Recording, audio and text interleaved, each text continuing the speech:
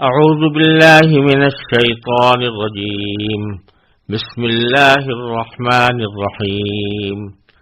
لن تنالوا البر حتى تنفقوا مما تحبون وما تنفقوا من شيء فإن الله به علیم۔ اس آیت کریمہ کا ترجمہ یہ ہے، تم نیکی کے مقام تک اس وقت تک ہرگز نہیں پہنچو گے جب تک ان چیزوں میں سے اللہ کے لیے خرچ نہ کرو جو تمہیں محبوب ہیں، اور جو کچھ بھی تم خرچ کرو اللہ اسے خوب جانتا ہے۔ یہ قرآن کریم کے 4 پارے کی پہلی آیت ہے، اور اس میں اللہ تبارک و تعالی نے مسلمانوں کو خطاب کر کے اللہ تعالیٰ کے راستے میں خرچ کرنے کے آداب سے مطلع فرمایا ہے۔ اس کا ماقبل سے ربط یہ ہے کہ پچھلی آیت میں اللہ تبارک و تعالیٰ نے یہ فرمایا تھا کہ جو لوگوں نے کفر اختیار کیا ہے وہ اگر آخرت میں اپنے عذاب سے بچنے کے لیے ساری دنیا کا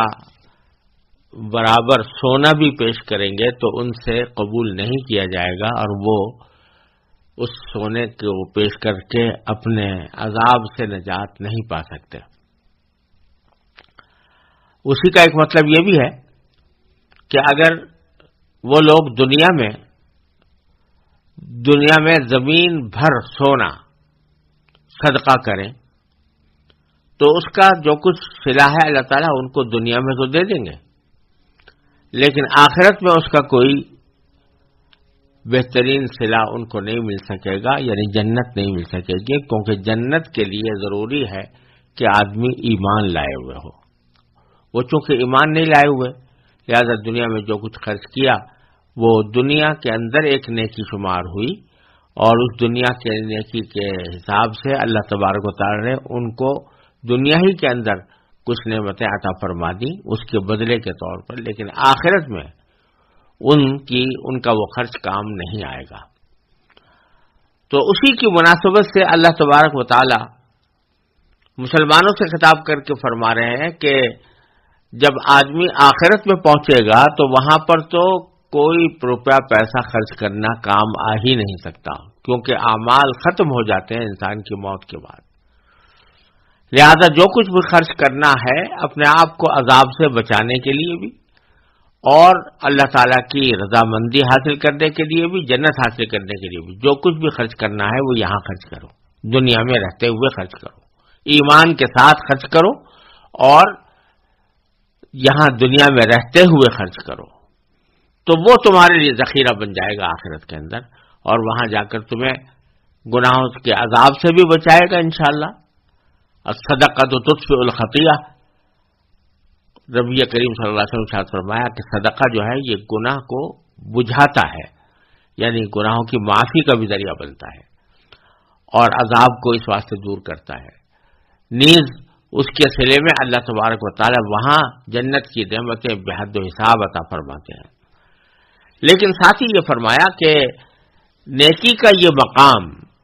تم اس وقت تک حاصل نہیں کر سکو گے جب تک کہ ان چیزوں میں سے خرچ نہ کرو جو تمہیں محبوب ہیں۔ پیچھے سورہ بقرہ کی آیت نمبر 267 میں اللہ تعالی نے یہ حکم بیان فرمایا تھا کہ صرف خراب اور ردی قسم کی چیزیں صدقے میں نہ دیا کرو، بلکہ اچھی چیزوں میں سے بھی اللہ کی راہ میں خرچ کیا کرو۔ اب اس آیت میں مزید آگے بڑھ کر یہ فرمایا جا رہا ہے کہ صرف یہی نہیں کہ اچھی چیزیں اللہ کی خوشنودی کے لیے دو، بلکہ جن چیزوں سے تمہیں زیادہ محبت ہے ان کو اللہ کی راہ میں نکالو، تاکہ صحیح معنی میں اللہ کے لیے قربانی کا مظاہرہ ہو سکے۔ یعنی ایک ایسی چیز جو گھر میں ردی پڑی ہوئی ہے، بے قیمت ہے،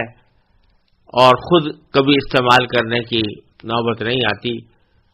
اٹھا کر اس کو صدقے میں دے دینا، اور بس یہی سوچنا کہ بس اسی میں سے دیں گے، ایسی چیزیں دیا کریں گے،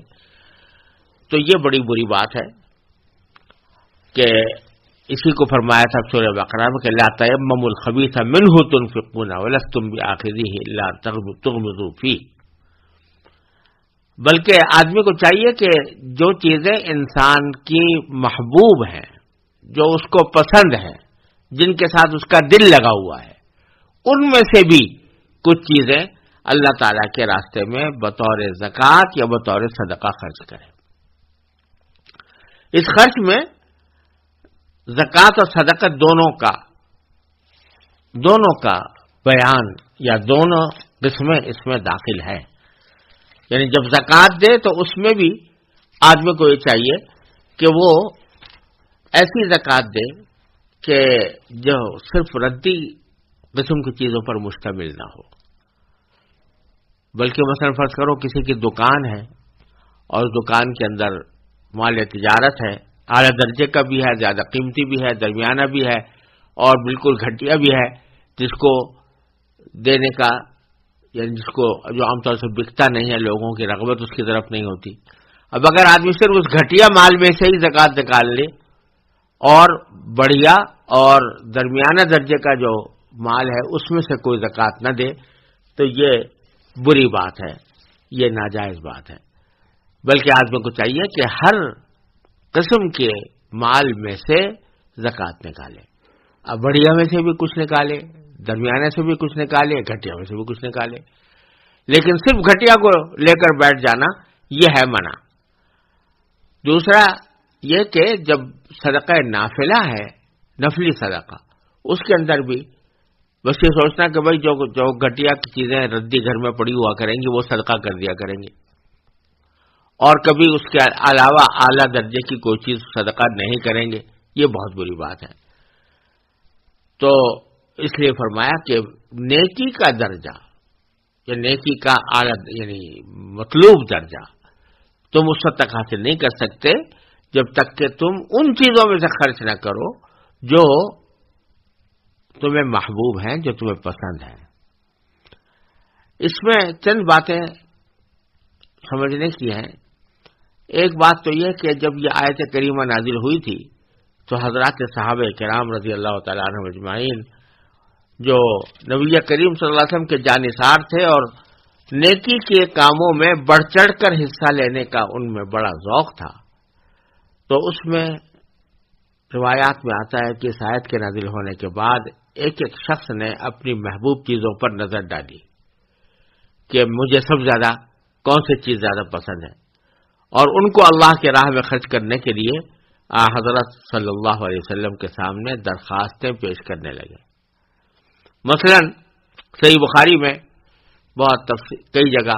یہ واقعہ تفصیل کے ساتھ آیا ہے کہ حضرت ابو طلحہ رضی اللہ تعالی عنہ انصاری صحابہ میں بڑے مالدار صحابی سمجھے جاتے تھے، ان کے بڑے باغات تھے، جائیدادیں تھیں، اور انہی میں سے مسجد نبوی کے بالکل مقابل ان کا ایک باغ تھا جس میں ایک کنواں بھی تھا، اور یہ پورا باغ بیرحا کے نام سے مشہور تھا۔ اس کو بیرحا بھی کہتے ہیں اور بیرحا بھی کہتے ہیں، اس نام سے موسوم تھا۔ اب تو وہ کنواں مسجد نبوی کی توسیع کے اندر آ گیا ہے، اب الگ سے موجود نہیں رہا۔ کسی زمانے میں وہ ایک عمارت کے اندر محفوظ تھا، اور میں نے بھی اس کی زیارت کی ہے اور کئی مرتبہ زیارت کی ہے، لیکن اب وہ مسجد نبوی کی توسیع کے حصے میں آ گیا ہے۔ تو وہ حضرت ابو طلحہ رضی اللہ عنہ کا بڑا شاندار باغ تھا، اور ان کی جائیدادوں میں ان کو سب سے زیادہ وہی پسند تھا۔ تو جب یہ آیت کریمہ نازل ہوئی تو حضرت ابو طلحہ رضی اللہ تعالیٰ عنہ حضور اقدس صلی اللہ علیہ وسلم کی خدمت میں حاضر ہوئے اور عرض کیا کہ میرے تمام جائیدادوں میں، اموال میں مجھے سب سے زیادہ محبوب بیرحا ہے، میں اس کو اللہ کی راہ میں خرچ کرنا چاہتا ہوں، اور لہذا میں آپ مجھے بتا دیں کہ کون سا کام ایسا ہے کہ جس میں اس کو خرچ کروں۔ آپ نے پہلے تو ان کے اس جذبے کی تعریف فرمائی اور فرمایا کہ بخ بخ یعنی واہ واہ، ذالک مال رابح، یہ فرمایا کہ وہ تو بڑا نفع بخش مال ہے جو تمہارے پاس ہے، لیکن ساتھ ہی فرمایا کہ میں مناسب سمجھتا ہوں کہ تم اس کو اپنے اقربا میں تقسیم کر دو، یعنی اپنے رشتہ داروں میں۔ چنانچہ حضرت ابو طلحہ نے وہ اپنے اقربا چچزاد بھائیوں وغیرہ میں تقسیم فرما دیا۔ اس سے یہ بھی معلوم ہوا کہ صدقے میں اگر آدمی اپنے رشتہ داروں کو دے تو رشتہ داروں کو دینے سے ڈبل ثواب ہے کہ ایک طرف صدقے کا ثواب اور دوسرا رشتہ داروں کے ساتھ صلہ رحمی کا بھی ثواب۔ البتہ زکوٰۃ میں یاد رکھنا چاہیے کہ زکوٰۃ میں بیٹا باپ کو نہیں دے سکتا، باپ بیٹے کو نہیں دے سکتا، ماں بیٹے کو نہیں دے سکتی، بیٹا ماں کو نہیں دے سکتا، شوہر بیوی کو اور بیوی شوہر کو نہیں دے سکتے، باقی اور تمام رشتہ داروں کو دے سکتے ہیں، بھائی کو دے سکتے ہیں، بہن کو دے سکتے ہیں، چچا کو دے سکتے ہیں، بھتیجے کو دے سکتے ہیں، پھوپھی کو دے سکتے ہیں اور خالہ کو دے سکتے ہیں، یعنی جتنے رشتہ دار اور ہیں سوائے ان کے جن کے ساتھ یا تو باپ بیٹے کا رشتہ ہے یا ماں بیٹے کا رشتہ ہے یا شوہر بیوی کا رشتہ ہے، ان کے علاوہ اور تمام رشتہ داروں کو زکوٰۃ بھی دی جا سکتی ہے، اور زکوٰۃ دینے کے اندر یہ دوہرا ثواب ہے کہ ایک طرف فریضہ زکوٰۃ کا ادا ہو رہا ہے اور دوسری طرف اس پیسے کے نتیجے میں صلہ رحمی کا بھی ثواب مل رہا ہے۔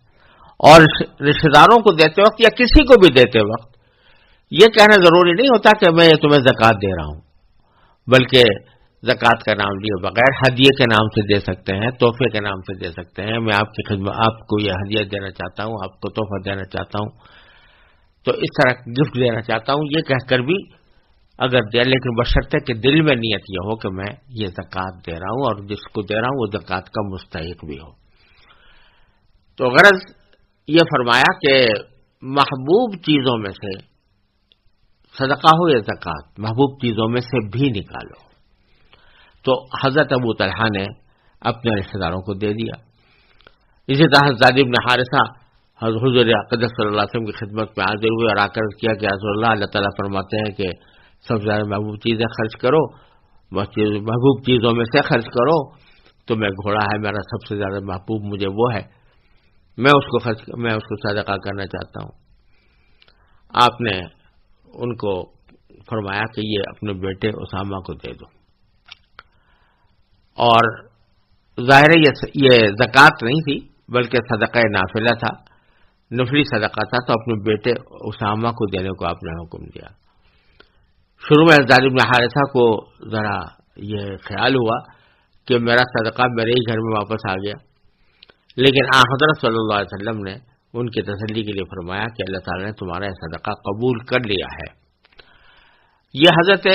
زید بن حارثہ نے جو دیا، یہ پہلی بات تو یہ کہ زکوٰۃ میں سے نہیں تھا، لہٰذا معلوم ہوا کہ زکوٰۃ کے علاوہ صدقہ وہ اپنے بیٹے کو بھی دیا جا سکتا ہے۔ اور صدقہ اصل میں ایک نفلی ادائیگی ہے،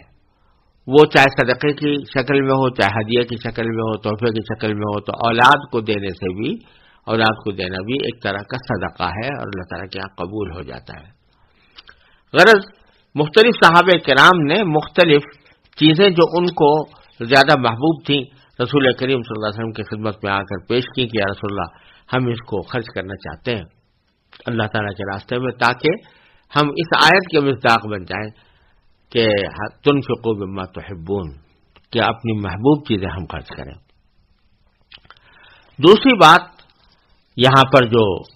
یاد رکھنے کی ہے وہ یہ کہ اللہ تعالیٰ نے یہ نہیں فرمایا کہ حتی تنفقوا ما تحبون، یعنی نیکی اس وقت تک حاصل نہیں کر سکتے جب تک کہ تم وہ سب چیزیں خرچ نہ کر دو جو تمہیں پسند ہے، بلکہ فرمایا مما تحبون، یعنی یہ نہیں فرمایا کہ جو کچھ تمہارے پاس نیک محبوب چیزیں ہیں اس وقت ان سب کو خرچ کیے بغیر تم نیکی کا مقام نہیں پا سکتے، بلکہ فرمایا کہ جب تک ان چیزوں میں سے خرچ نہ کرو جو تمہیں محبوب ہیں، ان چیزوں میں سے کہہ کر اشارہ فرما دیا کہ یہ مقصد نہیں ہے کہ جتنی چیزیں محبوب اور پیاری ہیں ان سبھی کو اللہ کے راہ میں خرچ کر دیا جائے، بلکہ مقصد یہ ہے کہ جتنا بھی خرچ کرنا ہے اس میں اچھی اور پیاری چیز دیکھ کر خرچ کریں تو مکمل ثواب کے مستحق ہوں گے۔ لہذا اگر کوئی شخص اپنے مال میں سے، محبوب مال میں سے کچھ خرچ کر دیتا ہے اور کچھ اپنے پاس رکھتا ہے تو اس سے اس آیت کا مقصد پورا ہو جاتا ہے۔ اور تیسری بات یہاں پر یہ سمجھنے کی ہے کہ محبوب چیز خرچ کرنا صرف اسی کا نام نہیں ہے کہ کوئی بڑی قیمت کی چیز خرچ کی جائے، بلکہ جو چیز کسی کے نزدیک بہت عزیز اور محبوب ہے، چاہے وہ کتنی ہی کم قیمت ہو، اس کے خرچ کرنے سے بھی اس بر کا یعنی نیکی کے مقام کا استحقاق ہو جائے گا۔ یعنی بعض مرتبہ ایسا ہوتا ہے کہ کوئی چیز انسان کے پاس رکھی ہوئی ہے، وہ قیمتی تو کچھ زیادہ نہیں ہے، بازار میں لے کر جائیں تو اس کی بہت زیادہ قیمت نہیں لگے گی، لیکن کسی وجہ سے انسان کو بہت پسند ہوتی ہے، چھوٹی سی چیز ہے مگر پسند ہے، تو اس میں وہ بھی اس میں داخل ہے۔ اگر وہ چھوٹی چیز بھی صدقہ کر دی جبکہ دوسری محبوب چیزیں اپنے پاس رکھی ہوئی ہیں تو اس سے بھی وہ مطلب حاصل ہو جائے گا جو اس آیت کا مقصود ہے۔ چوتھی بات یہ ہے کہ یہ آیت یہ کہہ رہی ہے کہ جب تک تم اپنی محبوب چیزیں خرچ نہیں کرو گے اس وقت تک نیکی کا مقام حاصل نہیں کر سکو گے۔ تو اس سے بعض لوگوں کو یہ شبہ ہو سکتا ہے کہ بھئی محبوب چیزیں خرچ کرنا جو ہے یہ تو دولت مند لوگوں ہی کا کام ہو سکتا ہے، جن کے پاس مال ہو، جو مالدار ہوں، اور جو لوگ مالدار نہیں ہیں،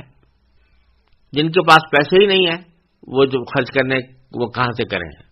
وہ خرچ کرنے کے قابل ہی نہیں، تو کہاں سے خرچ کریں؟ اور جو خرچ نہیں کریں گے تو قرآن کہتا ہے کہ نیکی کا مقام ہو سکتا حاصل نہیں کر سکتے جب تک تم خرچ نہ کرو۔ تو اس شبے کا جواب یہ ہے کہ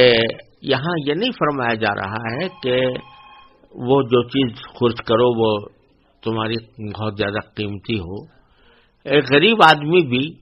جس کے پاس کچھ زیادہ ساز و سامان نہیں ہے، معمولی سی کی چیز ہے، اس میں سے فرض کرو اس نے ایک کھجور ہی دے دی، اس کے بعد اور کچھ نہیں تھا دینے کے لیے، وہ ایک کھجور دے دی، ایک کھجور کا آدھا ٹکڑا دے دیا، وہ سب محبوب تھا اس کو، تو اس کو دے دیا تو وہ بھی کہا اس میں داخل ہو گیا۔ تو بڑی چیز ہونا ضروری نہیں ہے، محبوب چیز ہونا کافی ہے۔ دوسرا یہ کہ اگر بالفرض کسی کے پاس اتنا ہے ہی نہیں کہ ایک کھجور بھی نہیں دے سکتا، ایک پیسہ بھی نہیں دے سکتا، تو اس صورت میں اللہ تبارک و تعالی نے اس کے لیے دوسرے فضیلت کے راستے رکھے ہیں کہ اللہ تعالیٰ کا ذکر کرے، اللہ تعالیٰ کا شکر ادا کرے، تو وہ عبادت اور ذکر اللہ، تلاوت قرآن، کثرت نوافل، ان سب چیزوں سے وہ فضیلت حاصل ہو سکتی ہے۔ ایک حدیث میں آتا ہے کہ رسول کریم صلی اللہ علیہ وسلم نے کچھ لوگوں سے ان کے اس سوال کے جواب میں کہ ہم تو غریب لوگ ہیں، کچھ خرچ نہیں کر سکتے، اور مالدار لوگ بہت زیادہ خرچ کرتے ہیں، تو ہم کبھی ان کے برابر پہنچ نہیں سکتے۔ تو نبی کریم صلی اللہ علیہ وسلم نے فرمایا کہ تم ہر نماز کے بعد 33 مرتبہ سبحان اللہ، 33 مرتبہ الحمدللہ اور 34 مرتبہ اللہ اکبر اگر کہا کرو تو اس سے انشاءاللہ تعالی تم ان کے درجے تک پہنچ جاؤ گے جو زیادہ خرچ کرنے والے ہیں۔ لہذا کسی کو بھی اللہ تعالی نے محروم نہیں رکھا، مالدار ہے وہ صدقہ کر کے، زیادہ صدقہ کر کے وہ بر کا مقام حاصل کر رہا ہے، اور اگر کوئی تنگ دست ہے تو وہ ذکر اور تلاوت اور عبادت کے ذریعے اپنا مقام حاصل کر سکتا ہے، اس کو مایوس نہیں ہونا چاہیے۔ ایک آخری بات جو یہاں سمجھنے کی ہے وہ یہ کہ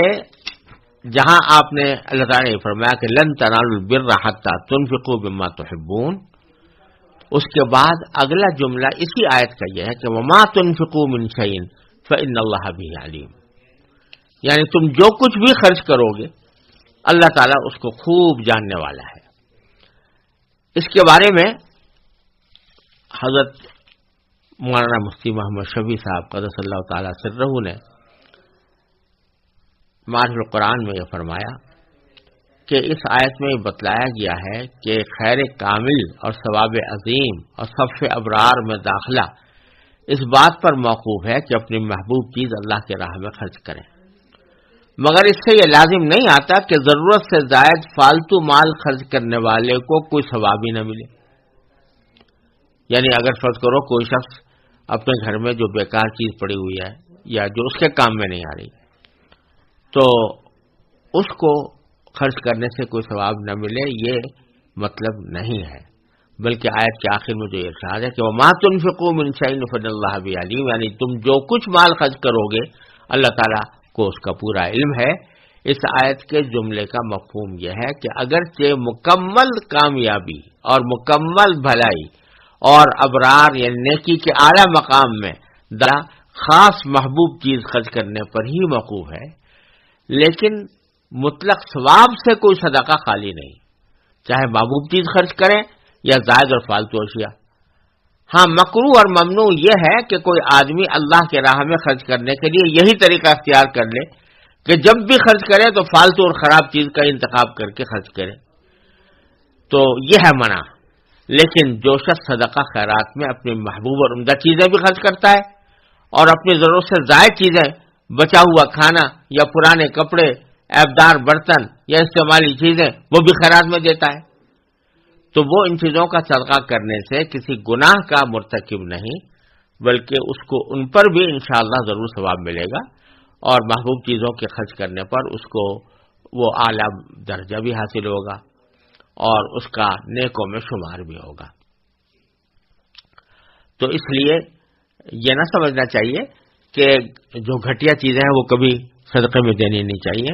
بلکہ مطلب یہ ہوا کہ دونوں قسم کی چیزیں دینے کی عادت ڈالنی چاہیے۔ دوسری ایک آخری بات یہاں یہ سمجھنے کی ہے کہ یہ جو فرمایا کہ جو تمہیں محبوب ہیں ان کا کیا مطلب ہے، کہ محبوب کیسے پتہ چل جائے کہ یہ ہماری محبوب ہے اور دوسری جو ہے وہ غیر محبوب ہے۔ تو اس کا معیار یہ ہے کہ جو انسان کے کام آ رہی ہو جو چیز ہے، یعنی اگر وہ صدقہ نہ کرتا تب وہ اس کو استعمال کرتا اور اپنے کام میں لاتا اور اس سے اس کا دل لگا ہوا ہوتا، وہ چیز مراد ہے محبوب چیزوں سے، لہذا اس کو اللہ تعالیٰ کے راہ میں خرچ کرنے سے انشاءاللہ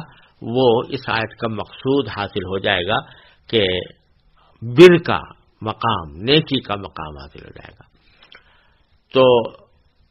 لن تنالوا البر حتی تنفقوا مما تحبون، تم ہرگز نیکی کا مقام حاصل نہیں کر سکو گے جب تک کہ تم ان چیزوں میں سے خرچ نہ کرو جو تمہیں محبوب ہیں، اور وما تنفقوا من شیء، اور جو کچھ بھی خرچ کرو گے فإن اللہ بہ علیم۔ یہ بہت عظیم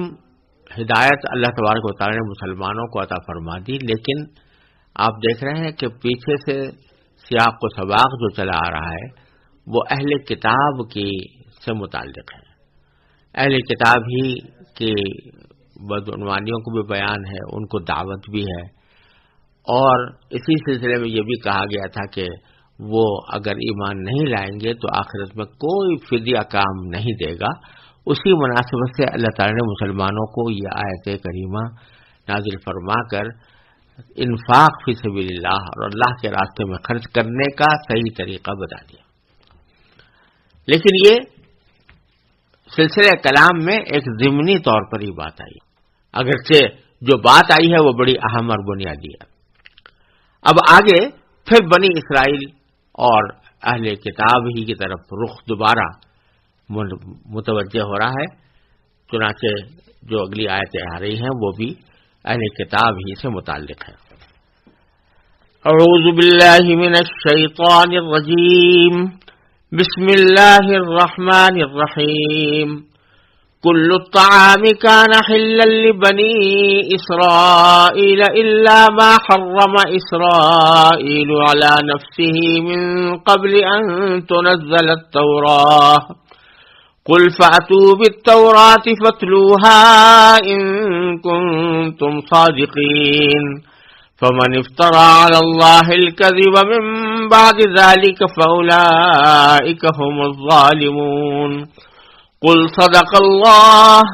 فاتبعوا ملت ابراہیم حنیفا وما کان من المشرکین۔ فرمایا کہ تورات کے نازل ہونے سے پہلے کھانے کی تمام چیزیں جو مسلمانوں کے لیے حلال ہیں بنی اسرائیل کے لیے بھی حلال تھیں، سوائے اس چیز کے جو اسرائیل یعنی یعقوب علیہ السلام نے اپنے اوپر حرام کر دی تھی۔ اے پیغمبر، یہودیوں سے کہہ دو کہ اگر تم سچے ہو تو تورات لے کر آؤ اور اس کی تلاوت کرو۔ پھر ان باتوں کے واضح ہونے کے بعد بھی جو لوگ اللہ پر جھوٹا بہتان باندھیں تو ایسے لوگ بڑے ظالم ہیں۔ آپ کہیے کہ اللہ نے سچ کہا ہے، لہذا تم ابراہیم کے دین کا اتباع کرو جو پوری طرح سیدھے راستے پر تھے اور ان لوگوں میں سے نہیں تھے جو اللہ کی خدائی میں کسی کو شریک مانتے ہیں۔ یہاں سے اللہ تبارک و تعالی نے اہل کتاب یعنی یہودیوں اور بعض نصرانیوں کے کچھ اعتراضات کا جواب کی طرف اشارہ فرمایا ہے جو وہ مسلمانوں پر کیا کرتے تھے۔ ایک اعتراض یہودیوں کا خاص طور پر مسلمانوں پر یہ تھا کہ وہ اونٹ کا گوشت کھاتے ہیں اور اونٹ کا گوشت جو ہے وہ حرام ہے، یعنی تورات میں اس کو منع کیا گیا ہے۔ اور دوسری طرف ان کا دعویٰ یہ تھا کہ یہ اونٹ کا گوشت جو حرام کیا گیا ہے یہ حضرت ابراہیم علیہ السلام کے وقت سے حرام چلا آتا تھا، بنی اسرائیل میں بھی حرام قرار دیا گیا، اور اس کے بعد پھر آپ لوگوں نے اس کو کھانا شروع کر دیا۔ تو آپ نے ایک ایسی چیز کھانی شروع کر دی ہے جو سارے انبیاء علیہ السلام کے دین میں حرام چلی آتی تھی۔ یہ ایک اعتراض ان کی طرف سے تھا۔ تو اس کے جواب میں اللہ تعالیٰ نے یہ آیت کریمہ نازل فرمائی ہے کہ یہ بات تم غلط کہہ رہے ہو کہ اونٹ کا گوشت شروع سے حرام چلا آتا تھا اور حضرت ابراہیم علیہ السلام کی شریعت میں بھی حرام تھا۔ یہ بات بالکل غلط ہے اور اس کی کوئی تم دلیل پیش نہیں کر سکتے۔ اصل میں ہوا یہ تھا کہ حضرت اسرائیل یعنی حضرت یعقوب علیہ السلام جو بنو اسرائیل کے جد امجد ہیں، انہوں نے اپنے اوپر اونٹ کا گوشت اپنے اوپر حرام کر لیا تھا، اور اس کی تفصیل کچھ روایتوں میں اس طرح آتی ہے کہ ان کو عرق النسا کی بیماری تھی، اور عرق النسا کی بیماری کے وقت میں انہوں نے یہ نظر مانی تھی کہ اگر میں اس بیماری سے تندرست ہو گیا تو میں اونٹ کا گوشت کھانا بند کر دوں گا، حرام کر دوں گا اونٹ کے گوشت کو اپنے اوپر، اور اس قسم کی نظر ان کی شریعت میں جائز تھی۔ یہ نظر مانی تھی، اللہ تبارک و تعالی نے اپنے فضل و کرم سے ان کو شفا عطا فرما دی، عرق النسا کی تکلیف ان کی ختم ہو گئی، تو پھر انہوں نے اپنی نظر کے مطابق گوشت کھانا ترک کر دیا، گوشت کو اپنے اوپر حرام کر دیا۔ یہ آغاز تھا۔ بعد میں پھر بنی اسرائیل کے اوپر بھی گوشت حرام کیا گیا، یا تو اس وجہ سے کہ حضرت یعقوب علیہ السلام نے جب حرام کر دیا تھا تو اللہ تعالی نے پھر اس کو سارے بنی اسرائیل کے لیے حرام کر دیا، اور یہ بھی ہو سکتا ہے کہ بنی اسرائیل کی بدعمالیوں کی وجہ سے بعض چیزیں ان پر حرام کی گئی تھیں، جس کا ذکر قرآن کریم نے سورہ نساء میں فرمایا ہے۔ سورہ نساء کی 160 آیت میں اللہ تعالیٰ نے فرمایا کہ بنی اسرائیل کی نافرمانیوں کی وجہ سے ان پر بہت سی اچھی چیزیں بھی حرام کر دی گئی تھیں، اور اسی صورت یعنی آل عمران کی پیچھے آیت نمبر 50 میں گزرا ہے کہ حضرت عیسیٰ علیہ السلام نے بنی اسرائیل سے کہا تھا کہ جو کتاب مجھ سے پہلے آ چکی ہے یعنی تورات، میں اس کی تصدیق کرنے والا ہوں، اور اس لیے بھیجا گیا ہوں تاکہ کچھ چیزیں جو تم پر حرام کی گئی تھیں اب تمہارے لیے حلال کر دوں۔ تو یہاں اللہ تبارک و تعالیٰ نے یہ بات واضح کر دی کہ کچھ چیزیں ان کے اوپر حرام کی گئی تھیں اور ان کی نافرمانیوں کی وجہ سے حرام کی گئی تھی۔ تو اونٹ کا گوشت بھی انہی چیزوں میں شامل تھا۔ اب اللہ تعالیٰ فرما رہے ہیں کہ تمہارا یہ دعویٰ کہ شروع سے ہی حلال چلا آتا تھا، شروع ہی سے حرام چلا آتا تھا اونٹ کا گوشت حضرت ابراہیم علیہ السلام کے وقت سے، تو یہ دعویٰ تمہارا غلط ہے، بلکہ یہ حکم صرف بنی اسرائیل کو دیا گیا تھا۔ چنانچہ اب بھی بائبل کی کتاب اخبار میں جو یہودیوں اور عیسائیوں دونوں کی نظر میں تورات کا ایک حصہ ہے، اونٹ کی حرمت صرف بنی اسرائیل کے لیے بیان ہوئی ہے۔ چنانچہ کتاب اخبار کے الفاظ یہ ہیں، تم بنی اسرائیل سے کہو، اور اس کے بعد آگے ہے کہ تم ان جانوروں کو نہ کھانا، یعنی اونٹ کو۔ تو یہاں خطاب جو ہے وہ بنی اسرائیل سے ہے، تو اللہ تعالیٰ یہاں ان کو چیلنج دے رہے ہیں کہ قل فاتوا بالتوراۃ، پہلے تو فرمایا کہ کل الطعام کان حلا لبنی اسرائیل، ہر قسم کی کھانے کی چیزیں حلال تھیں بنی اسرائیل کے لیے، الا ما حرم اسرائیل علی نفسی، سوائے اس چیز کے جو اسرائیل یعنی یعقوب علیہ السلام نے اپنے اوپر حرام کر لی تھی۔ اور پھر چیلنج دیتے ہیں اللہ تعالیٰ، قل فاتوا بالتوراۃ فاتلوها ان کنتم صادقین، آپ ان یہودیوں سے کہیے کہ اگر تم سچے ہو تو تورات لے کر آؤ اور اس کی تلاوت کرو، یعنی اس میں کہیں مجھے یہ دکھا دو کہ اونٹ کا گوشت ابراہیم علیہ السلام کے وقت سے حرام چلا آتا تھا، بلکہ اس میں صراحت یہ ہے کہ بنی اسرائیل پر حرام کیا گیا، ان کی بدعمالیوں کی وجہ سے کیا گیا ہو، یہاں سے عیسیٰ علیہ السلام کی سنت کے طور پر کیا گیا ہو، اللہ عالم، لیکن ان کے لیے حرام کیا گیا تھا، پہلے نہیں تھا۔ فمن افترى على الله الكذب من بعد ذلك، تو اب اگر اس کے بعد کوئی شخص جھوٹا بہتان باندھے فاولئک هم الظالمون، تو ایسے لوگ ہی ظلم کرنے والے ہیں۔ تو اب چونکہ بنی اسرائیل پر جو اونٹ کا گوشت حرام کیا گیا تھا وہ خاص وجہ سے کیا گیا تھا، وہ جو وجہ اب باقی نہیں رہی، تو اصلی حکم جو حضرت ابراہیم علیہ السلام کے زمانے میں سے چلا آتا تھا کہ اونٹ کا گوشت حلال ہے، وہ دوبارہ بحال ہو گیا، اور اب ہم مسلمان جو کھاتے ہیں اونٹ کا گوشت جو کھاتے ہیں وہ اسی لیے کھاتے ہیں کہ اصلاً وہ حلال تھا اور عارضی طور پر بنی اسرائیل کے لیے حرام کیا گیا تھا۔ پھر فرمایا کہ قل صدق اللہ فاتبعوا ملت ابراہیم حنیفہ، جب اونٹ کے گوشت کے بارے میں تمہارا دعویٰ یہ کہ ابراہیم علیہ السلام کے زمانے میں حرام تھا لہذا اب بھی حرام ہونا چاہیے، تو بھائی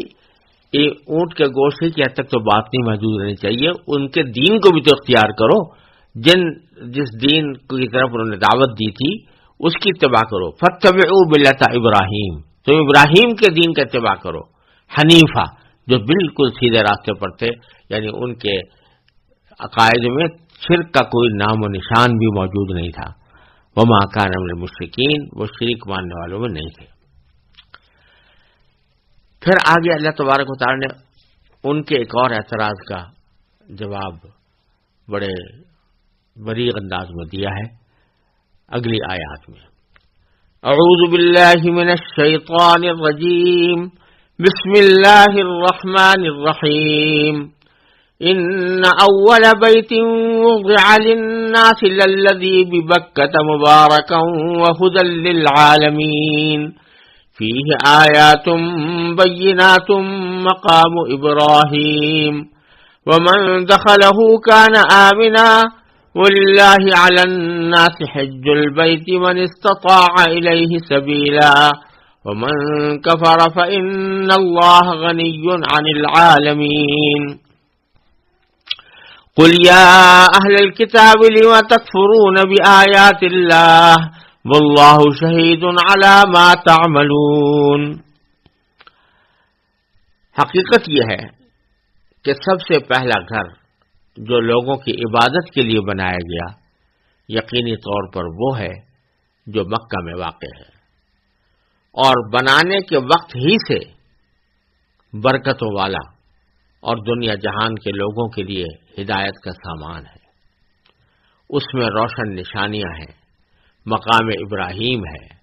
اور جو اس میں داخل ہوتا ہے امن پا جاتا ہے، اور لوگوں میں سے جو لوگ اس تک پہنچنے کی استطاعت رکھتے ہوں ان پر اللہ کے لیے اس گھر کا حج کرنا فرض ہے، اور اگر کوئی انکار کرے تو اللہ دنیا جہان کے تمام لوگوں سے بے نیاز ہے۔ کہہ دو کہ اہل کتاب اللہ کی آیتوں کا کیوں انکار کرتے ہو؟ جو کچھ تم کرتے ہو اللہ اس سب کا گواہ ہے۔ ان آیات میں اہل کتاب یعنی یہودیوں اور نصرانیوں کے ایک اور اعتراض کا جواب دیا جا رہا ہے، اور یہ وہی اعتراض ہے جو پہلے سورہ بقرہ میں اور دوسرے پارے کے آغاز میں گزر چکا ہے، کہ وہ اعتراض یہ کرتے تھے کہ بنی اسرائیل کے تمام انبیاء کرام بیت المقدس کو اپنا قبلہ قرار دیتے آئے ہیں، مسلمانوں نے اسے چھوڑ کر مکہ مکرمہ کے کعبے کو کیوں قبلہ بنا لیا؟ تو اس آیت کریمہ نے جو میں نے ابھی تلاوت کی ہے یہ جواب دیا کہ کعبہ تو بیت المقدس کی تعمیر سے بہت پہلے وجود میں آ چکا تھا، اور وہ حضرت ابراہیم علیہ السلام کی نشانی ہے، لہذا اسے پھر سے قبلہ اور مقدس واذگاہ بنانا ہرگز قابل اعتراض نہ ہونا چاہیے۔ چنانچہ فرمایا ان اول بیت وضع، حقیقت یہ ہے کہ سب سے پہلا گھر جو بنایا گیا للناس، لوگوں کے لیے، یعنی لوگوں کی عبادت کے لیے، للذی، بے شک یقینی طور پر وہ ہے جو ببکہ، جو مکہ مکرمہ میں واقع ہے۔ مکہ ہی کو بعض لہجوں میں بکہ سے تعبیر کیا جاتا ہے، یہاں پر قرآن کریم نے اس کو مکہ کے بجائے بکہ فرمایا ہے، کیونکہ بکہ کے نام بھی بہت سے قبائل میں متعارف تھا، مراد وہی شہر ہے۔ تو وہ گھر جو لوگوں کی عبادت کے لیے بنایا گیا یقینی طور پر وہ ہے جو مکے میں واقع ہے، مبارکن، اور بنانے کے وقت ہی سے برکتوں والا، وہدن، اور ہدایت کا سامان، للعالمین، دنیا جہان کے لیے۔ اللہ تبارک و تعالی نے اس کو برکتوں والا بنایا ہے اور ساری دنیا جہان کے لیے ہدایت کا ایک ذریعہ اس کو بنایا ہے، اور اس کے ذریعے اس کے انوار و برکات کے نتیجے میں لوگوں کو ہدایت نصیب ہوتی ہے۔ اور فرمایا کہ فیہ آیات بینات مقام ابراہیم، اس میں بہت سی روشن نشانیاں ہیں، یعنی خود اس بیت اللہ شریف میں اور اس مسجد حرام میں جس کے اندر وہ واقع ہے، اللہ تبارک و تعالی نے بہت سی نشانیاں مقرر فرمائی ہیں، جس میں مقام ابراہیم بھی ہے۔ یہاں اللہ تعالی نے یہ بتلا دیا کہ سب سے پہلا گھر عبادت کے لیے جو تعمیر ہوا وہ یہ بیت اللہ تھا۔ اس میں کلام ہوا ہے اور اس کی تاریخ روایات کے اندر آئی ہے کہ سب سے پہلے یہ عبادت خانہ کعبہ حضرت آدم علیہ السلام نے تعمیر کیا تھا، اور اس کے بعد پھر ان کے بعد نوح علیہ السلام کے زمانے تک وہ باقی رہا۔ طوفان نوح میں وہ منہدم ہو گیا، اس کے نشانات مٹ گئے۔ پھر حضرت ابراہیم علیہ السلام کو اللہ تعالیٰ نے وہاں پر بھیجا اور ان بنیادوں کی نشاندہی فرشتوں کے ذریعے کرائی، اور وہیں انہی بنیادوں پر دوبارہ انہوں نے تعمیر کیا۔ تو ظاہر ہے کہ حضرت ابراہیم علیہ السلام حضرت سلیمان علیہ السلام سے بہت پہلے ہیں۔ حضرت سلیمان علیہ السلام نے بیت المقدس تعمیر کیا تھا، وہ حضرت ابراہیم کے بہت بعد آئے ہیں، لہذا اول بیت ہونے کا شرف اسی کعبے کو حاصل ہے۔ اور اس کی ایک خصوصیت یہ بیان فرمائے کہ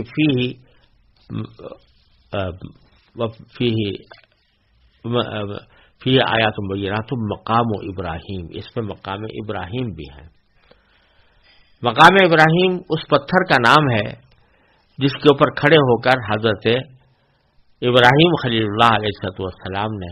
بیت اللہ کی تعمیر فرمائی تھی، اور اللہ تبارک و تعالیٰ نے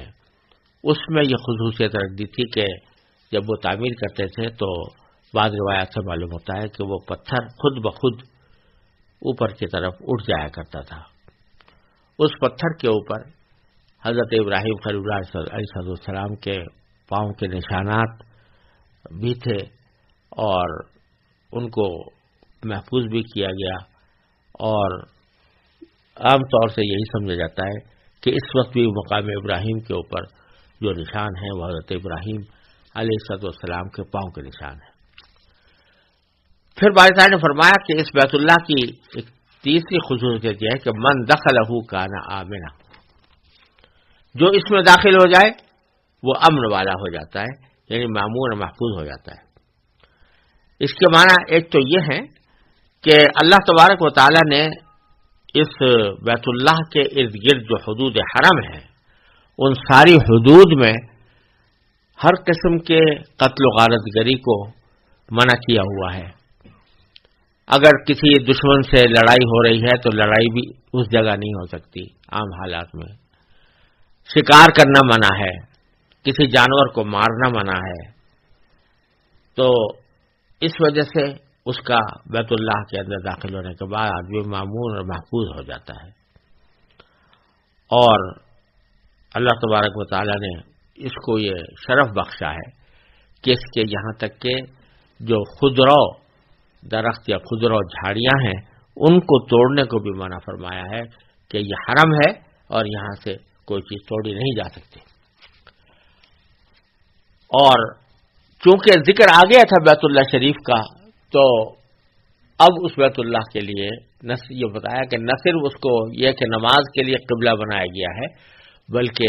اس کا حج کرنا مسلمانوں کے اوپر فرض کیا گیا ہے. للہ علی الناس حج البیت، اور اللہ کے لیے لوگوں پر یہ فرض ہے کہ حج البیت، وہ اس بیت اللہ کا حج کریں. مگر کون؟ من استطاع الیہ سبیلا، جو لوگ اس تک پہنچنے کی استطاعت رکھتے ہوں ان پر حج کرنا فرض ہے. تو جس شخص کے پاس اتنا پیسہ ہو کہ وہ حج کو جا سکے اور اتنا بھی پیسہ مزید ہو کہ اگر وہ اکیلا جا رہا ہے تو اپنے گھر والوں کے نان و نفقے کا انتظام کر سکے. ایسا نہ ہو کہ وہ حج کو چلا جائے اور پیچھے بھوکے بیوی بچے بھوکے رہیں. تو اگر کسی کے پاس اتنا سامان ہے، اتنا مال ہے تو اس کے ذمہ عمر بھر میں ایک مرتبہ حج بیت اللہ فرض ہے. پھر فرمایا ومن کفر فإن اللہ غنی عن العالمین، اور اگر کوئی انکار کرے یعنی حج کرنے سے انکار کرے یا حج کی فرضیت سے انکار کرے یا بیت اللہ کو قبلہ ماننے سے انکار کرے تو اس سے اللہ کا تعالیٰ کا تو کوئی نقصان ہے نہیں. فإن اللہ غنی عن العالمین، تو اللہ دنیا جہان کے تمام لوگوں سے بے نیاز ہے. پھر اللہ تبارک و تعالیٰ اپنے خاص ناصحانہ انداز میں اہل کتاب سے نصیحت کے طور پر، مشفقانہ نصیحت کے طور پر یہ فرماتے ہیں کہ قل یا اہل کتاب، آپ کہہ دو کہ اہل کتاب لما تکفرون بآیات اللہ، اللہ کی آیتوں کا کیوں انکار کرتے ہو. واللہ شہید علی ما تعملون، جبکہ اللہ تعالیٰ گواہ ہے ہر اس کام کا جو تم کرتے ہو. تو پھر تم یہ کیوں کرتے ہو کہ اللہ کی آیتوں کا انکار کر رہے ہو؟ یعنی ان کے کفر کا بھی ذکر فرما دیا، لیکن ساتھ میں اب ان کو ایک طرح سے فہمائش کا فرما رہے ہیں کہ تم اللہ کی آیتوں کا انکار کرنا چھوڑ دو، اور اس قسم کے بے بنیاد اعتراضات لگانے سے کچھ فائدہ نہیں ہے. اس سے کوئی حق باطل نہیں ہو جاتا اور باطل حق نہیں ہو جاتا، اور ہم نے تمہارے اعتراضات کا پہلے ہی جواب دے دیا ہے. پھر آگے کی جو آیات آ رہی ہیں وہ ایک خاص واقعے سے متعلق ہیں.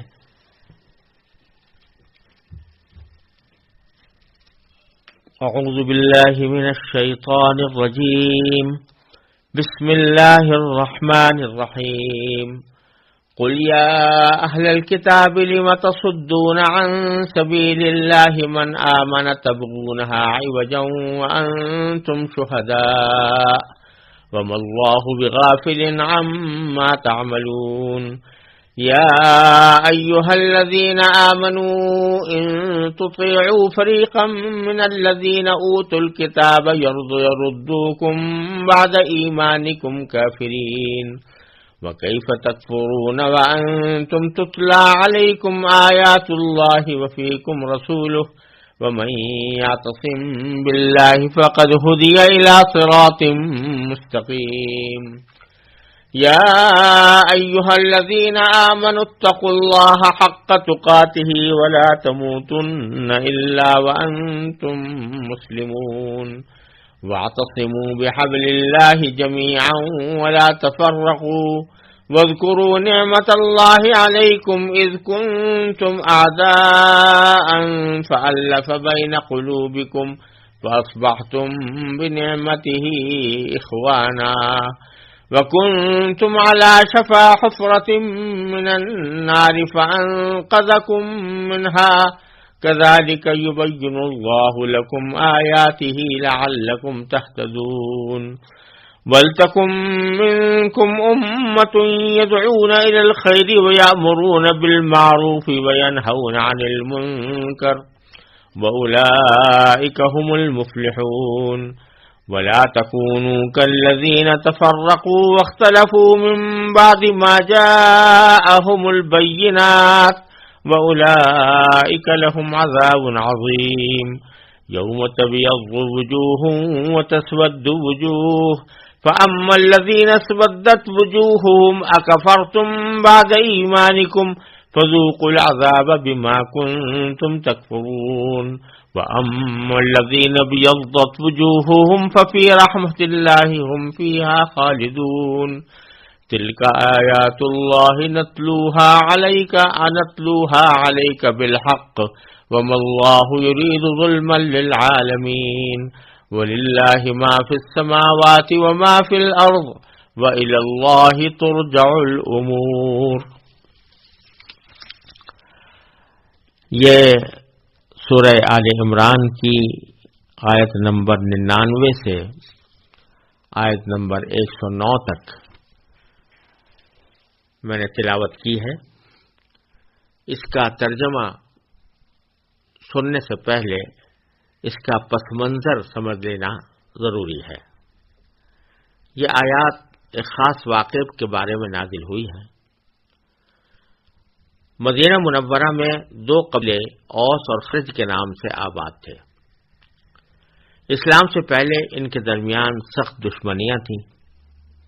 اور دونوں میں وقتاً فوقتاً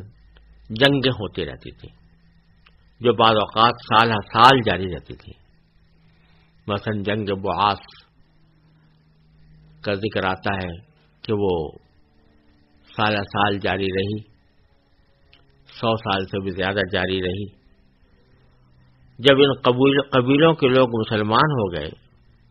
تو اسلام کی برکت سے ان کی یہ دشمنی ختم ہو گئی اور اسلام کے دامن میں آ کر وہ شیر و شکر ہو کر رہنے لگے. اوس اور خزرج کی دشمنی اتنی مشہور و معروف تھی کہ ان کا ایک ساتھ اس طرح بھائی چارہ قائم ہو جانا اور شیر و شکر بن کر رہنا یہ بڑا تعجب خیز معاملہ تھا. لیکن یہ اسلام کی برکت تھی کہ اسلام کے جھنڈے تلے سب اکٹھے ہو گئے اور انہوں نے آپس کی دشمنیاں ختم کر دیں. اس سے یہودیوں کو دو نقصان ہوئے. ایک نقصان تو یہ تھا کہ ان کا دین جس کو وہ چاہتے تھے کہ مدینہ منورہ کے قبیلوں میں پھیلائیں اور اس کے تابع بنے، وہ دین بجائے بڑھنے کے سمٹنے لگا اور وہ لوگ مسلمان ہو کر اسلام کی برکات محسوس کر کے اسلام میں زیادہ سے زیادہ داخل ہونے لگے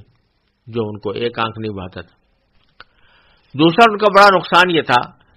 کہ اوس اور خزرج کی باہمی لڑائیوں سے ان کے مالی مفادات وابستہ تھے، کیونکہ جب لڑائی ہوتی تھی تو دونوں قبیلوں میں سے جس کو بھی ضرورت ہوتی تھی تو ان کے سے وہ سود پر قرضے لیا کرتا تھا، تو ان کے درمیان محبت پیدا ہو گئی، دشمنیاں ختم ہو گئی، لڑائیاں ختم ہو گئی، تو ان کا سود کا کاروبار بھی ٹھپ ہونے لگا۔ لہذا یہ چاہتے تھے کہ کسی نہ کسی طرح وہ دشمنیاں دوبارہ بحال ہو جائیں اور ان کی لڑائیاں آپس میں شروع ہو جائیں۔ چنانچہ ایک مرتبہ ایسا ہوا کہ دونوں قبیلوں کے لوگ یعنی اوس اور خزرج دونوں قبیلوں کے لوگ ایک مجلس میں جمع تھے۔ شماس ابن قیس کے نام سے ایک یہودی تھا، اس نے ان دونوں قبیلوں کے لوگوں کے درمیان پیار محبت کا یہ منظر دیکھا تو اس سے نہ رہا گیا، اور اس نے ان کے درمیان پھوٹ ڈالنے کے لیے یہ ترکیب کی کہ ایک شخص سے کہا کہ اس مجلس میں وہ اشعار سنا دو جو زمانے جاہلیت میں اوس اور خزرج کے شاعروں نے جنگ بعاث کے دوران ایک دوسرے کے خلاف کہے تھے۔ یعنی اس جنگ کے دوران ایسا ہوا تھا کہ وہ جیسے میں نے عرض کیا سال جاری رہی تھی، اس کے دوران دونوں طرف سے لوگوں نے قصیدے کہے تھے اپنی بہادری کا ذکر کر کے اور اپنے مقابل کی کمزوریوں کا ذکر کر کے وہ اشعار کہے تھے۔ تو شماس ابن قیس نے یہ کہا کہ وہ کسی شخص سے کہا کہ وہ اشعار سناؤ ذرا، کیسے اشعار تھے؟ اس شخص نے وہ اشعار سنانے شروع کر دیے۔ نتیجہ یہ ہوا کہ ان اشعار کو سن کر جو مجلس کے لوگ تھے ان کے ذہن میں پرانی باتیں تازہ ہو گئیں۔ اس کے نتیجے میں شروع میں دونوں قبیلوں کے درمیان زبانی تکرار ہوئی، پھر بات بڑھ گئی اور آپس میں نئے سرے سے جنگ کی تاریخ اور وقت مقرر ہونے لگے۔ نبی کریم سرور دو عالم صلی اللہ علیہ وسلم کو علم ہوا تو آپ کو سخت صدمہ ہوا۔ آپ ان کے پاس تشریف لے گئے اور انہیں تنبیہ فرمائی کہ یہ سب شیطانی حرکت تھی۔ بالآخر آپ کے سمجھانے سے یہ فتنہ ختم ہوا۔ تو ان آیتوں میں اللہ تعالیٰ نے پہلے تو یہودیوں سے خطاب کر کے فرمایا ہے کہ اول تو تم کو خود ایمان لانا چاہیے، اور اگر خود اس سعادت سے معروم ہو تو کم از کم ان لوگوں کے راستے میں رکاوٹ تو نہ ڈالو جو ایمان لا چکے ہیں۔ اس کے بعد بڑے مؤثر انداز میں مسلمانوں کو نصیحت فرمائی ہے، اور آخر میں باہمی جھگڑے سے بچنے کا علاج یہ بتایا ہے کہ اپنے آپ کو دین کی تبلیغ و دعوت میں مصروف کر لو، تو اس سے اشاعت اسلام کے علاوہ یکجہتی بھی پیدا ہوگی۔ اس پس منظر کو ذہن میں رکھتے ہوئے ان آیات کا ترجمہ میں آپ کی خدمت میں پیش کرتا ہوں۔ کہہ دو کہ اے اہل کتاب، اللہ کے راستے میں ٹیڑھ پیدا کرنے کی کوشش کر کے ایک مومن کے لیے اس میں کیوں رکاوٹ ڈالتے ہو، جبکہ تم خود حقیقت حال کے گواہ ہو۔ جو کچھ تم کر رہے ہو اللہ اس سے غافل نہیں ہے۔ اے ایمان والو، اگر تم اہل کتاب کے گروہ کی بات مان لو گے تو وہ تمہارے ایمان لانے کے بعد تم کو دوبارہ کافر بنا کر چھوڑیں گے، اور تم کیسے کفر اپناؤ گے جبکہ اللہ کی آیتیں تمہارے سامنے تلاوت کی جاتی ہیں اور اس کا رسول تمہارے درمیان موجود ہے۔ اور اللہ کی سنت یہ ہے کہ جو شخص اللہ کا سہارا مضبوطی سے تھام لے وہ سیدھے راستے تک پہنچا دیا جاتا ہے۔ اے ایمان والو، دلوں میں اللہ کا ویسا ہی خوف رکھو جیسا خوف رکھنا اس کا حق ہے، اور خبردار تمہیں کسی اور حالت میں موت نہ آئے بلکہ اسی حالت میں آئے جبکہ تم مسلمان ہو۔ اور اللہ کی رسی کو مضبوطی سے تھامے رکھو اور آپس میں پھوٹ نہ ڈالو، اور اللہ نے تم پر جو انعام کیا ہے اسے یاد رکھو کہ ایک وقت تھا جب تم ایک دوسرے کے دشمن تھے، پھر اللہ نے تمہارے دلوں کو جوڑ دیا اور تم اللہ کے فضل سے بھائی بھائی بن گئے، اور تم آگ کے گڑھے کے کنارے پر تھے، اللہ نے تمہیں اس سے نجات عطا فرمائی۔ اسی طرح اللہ تمہارے لیے اپنی نشانیاں کھول کھول کر واضح کرتا ہے تاکہ تم راہ راست پر آ جاؤ. اور تمہارے درمیان ایک جماعت ایسی ہونی چاہیے جس کے افراد لوگوں کو بھلائی کی طرف بلائیں، نیکی کی تلقین کریں اور برائی سے روکیں. ایسے ہی لوگ ہیں جو فلاح پانے والے ہیں. اور ان لوگوں کی طرح نہ ہو جانا جن کے پاس کھلے کھلے دلائل پیچھے آ چکے تھے، اس کے بعد بھی انہوں نے آپس میں پھوٹ ڈال لی اور اختلاف میں پڑ گئے. ایسے لوگوں کو سخت سزا ہوگی. اس دن ہوگی جب کچھ چہرے چمکتے ہوں گے اور کچھ چہرے سیاہ پڑ جائیں گے. چنانچہ جن لوگوں کے چہرے سیاہ پڑ جائیں گے ان سے کہا جائے گا کہ کیا تم نے اپنے ایمان کے بعد کفر اختیار کر لیا؟ لو پھر اب مزہ چکھو اس عذاب کا، کیونکہ تم کفر کیا کرتے تھے. دوسری طرف جن لوگوں کے چہرے چمکتے ہوں گے وہ اللہ کی رحمت میں جگہ پائیں گے، وہ اسی میں ہمیشہ ہمیشہ رہیں گے. یہ اللہ کی آیتیں ہیں جو ہم تم کو ٹھیک ٹھیک پڑھ کر سنا رہے ہیں. اور اللہ دنیا جہان کے لوگوں پر کسی طرح کا ظلم کرنا نہیں چاہتا. آسمانوں اور زمین میں جو کچھ ہے اللہ ہی کا ہے اور اسی کی طرف تمام معاملات لوٹائے جائیں گے.